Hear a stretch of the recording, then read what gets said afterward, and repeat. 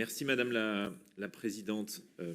Je ne reviendrai pas sur l'analyse financière détaillée que vient d'exposer mon collègue Emmanuel Salaberry. C'est quand même le dernier budget effectivement de la mandature.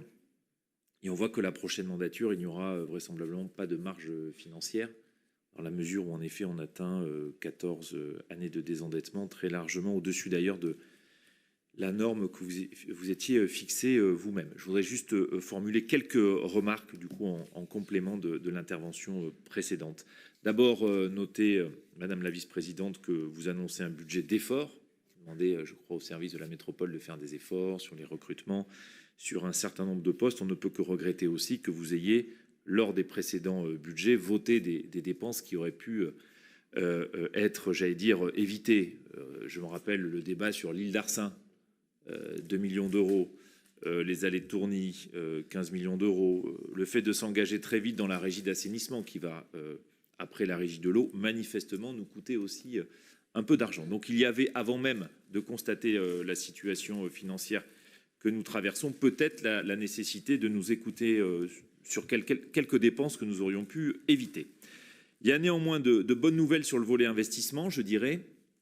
D'abord le fait que vous donnez la priorité à la question du logement et des transports. Emmanuel Salaberry l'a rappelé, on est une métropole pour qui la question de la mobilité est la priorité et pour lesquelles les réponses sont aujourd'hui trop tardives.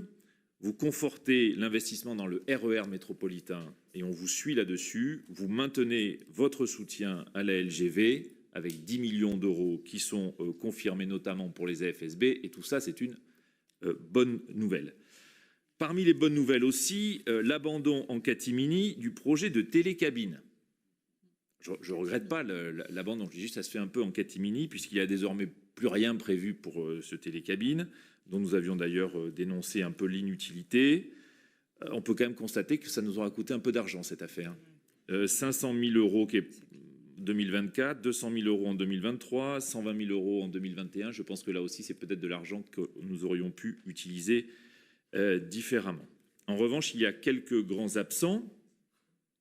Je pense à la poursuite notamment du tram et la liaison entre la rive droite et la rive gauche sur le pont Chaban-Delmas, puisque ça, c'est un sujet sur lequel d'ailleurs vous étiez engagé à avancer. Il y a des études qui sont faites, mais est-ce que, là, c'est à dire s'il n'y a rien dans le PPI que vous avez présenté, qu'il n'y aura rien à en attendre en 2025 sur le sujet, et je crois que c'est bien regrettable. Emmanuel Salaberry l'a également évoqué sur les autres projets d'investissement qu'on pourrait mettre sur la table. Et nous sommes par ailleurs de notre côté toujours en attente de l'étude sur le métro que vous nous aviez annoncé.